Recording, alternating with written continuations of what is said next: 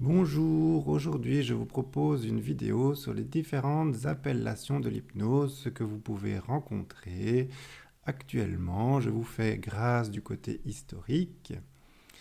Vous pouvez trouver l'hypnose classique.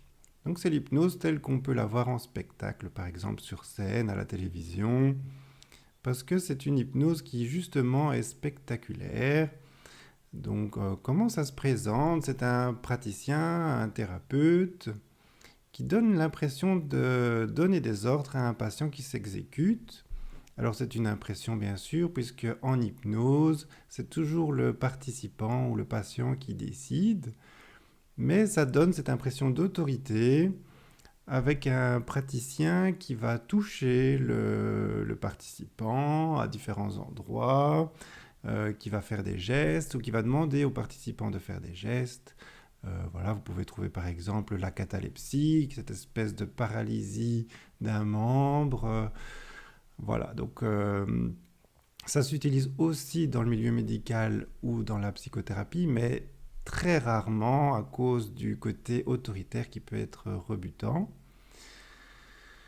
Alors vous pouvez trouver également l'hypnose ericksonienne. Donc ça c'est un courant qui est très répandu. Et elle tient son nom de Milton Erickson, qui est un psychiatre de l'entre-deux-guerres, d'après la Deuxième Guerre mondiale. Alors lui, il a apporté, en plus des gestes et du toucher, une méthode conversationnelle. Donc ça, c'est un terme que vous pouvez trouver aussi, l'hypnose conversationnelle. Donc il demande aux participants, aux patients, de lui répondre, et il y a un échange qui se fait entre le thérapeute et le patient. Donc, dans le cadre de l'hypnose ericksonienne, le patient, le sujet est beaucoup plus actif, il participe pleinement à sa thérapie et cet état d'esprit a beaucoup influencé toutes les techniques d'hypnose actuelles, quel que soit leur nom. Vous avez la nouvelle hypnose, l'hypnose humaniste, l'hypnose conversationnelle et l'hypnose ericksonienne qui elle-même évolue constamment en fonction des nouvelles techniques qui sont mises en place. Et actuellement, la plupart des personnes qui pratiquent l'hypnose mélangent techniques classiques ericksoniennes et techniques contemporaines modernes. Vous pouvez trouver également l'auto-hypnose. Donc l'auto-hypnose, c'est le participant qui lui-même utilise les techniques, il connaît les techniques et il les utilise pour se mettre en état modifié de conscience et travailler sur lui-même. Donc l'auto-hypnose est très intéressante pour le travail au quotidien, quand on n'a pas l'occasion d'aller consulter en cabinet. Ça demande un certain investissement puisqu'on n'a pas l'échange avec le praticien et un peu de connaissances aussi puisqu'il faut connaître les techniques. Et entre l'auto-hypnose et l'hypnose, vous avez l'hypnose avec un support, que ce soit un support vidéo, un support audio ou encore un livre. Donc on est un peu entre les deux, c'est-à-dire que ce n'est pas de l'auto-hypnose puisqu'il n'y a pas besoin de connaître les techniques, mais ça demande beaucoup d'investissement personnel puisqu'il n'y a pas cette présence du praticien qui a quand même son importance en hypnose. Alors ça fonctionne, l'hypnose avec support fonctionne très bien. À ce moment-là, vous choisissez un support qui correspond à votre démarche, hein, donc dans un thème ou dans un but que vous avez choisi. Et il suffit de suivre le support comme un guide. Donc c'est aussi très intéressant pour un suivi de l'hypnose au quotidien. Vous avez l'hypnose médicale, donc c'est simplement l'hypnose qui est utilisée dans le cadre médical pour les opérations, pour gérer le côté émotionnel, psychosomatique de certaines maladies par exemple. Dans ce cadre-là, on utilise différentes techniques qui peuvent être classiques, ericksoniennes ou un mélange comme on le fait de plus en plus.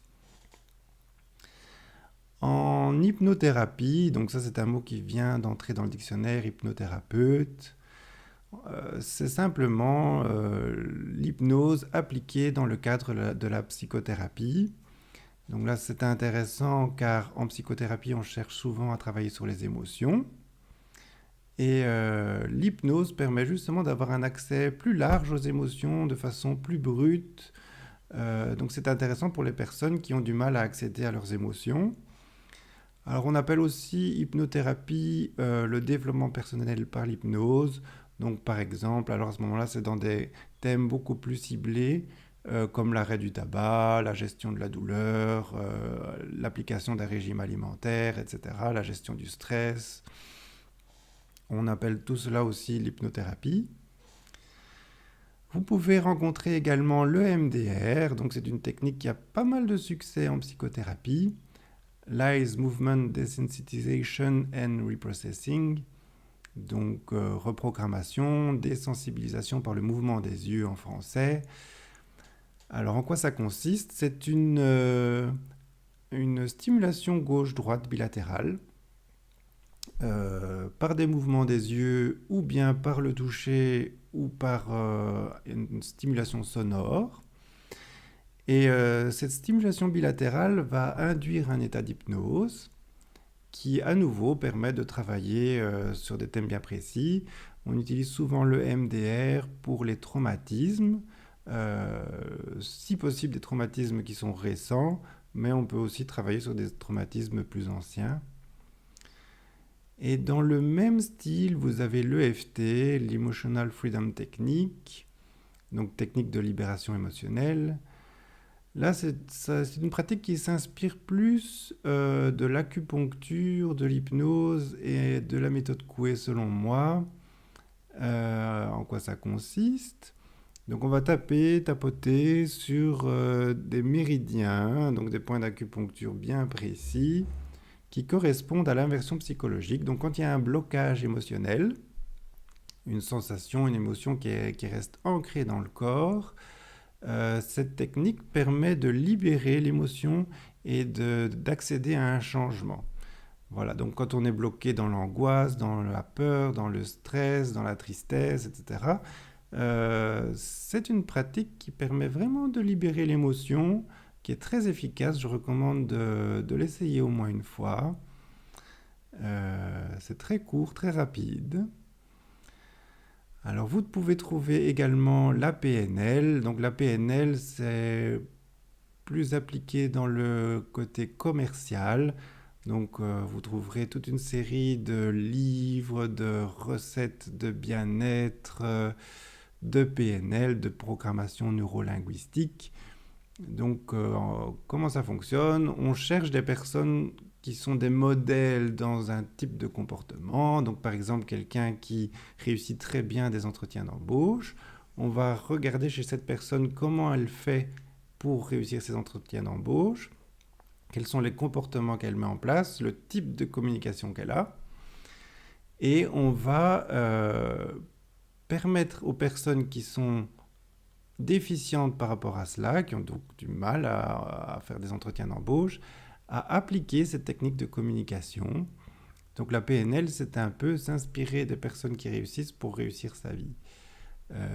Vous avez également la sophrologie, caïcédienne ou sophrologie dynamique.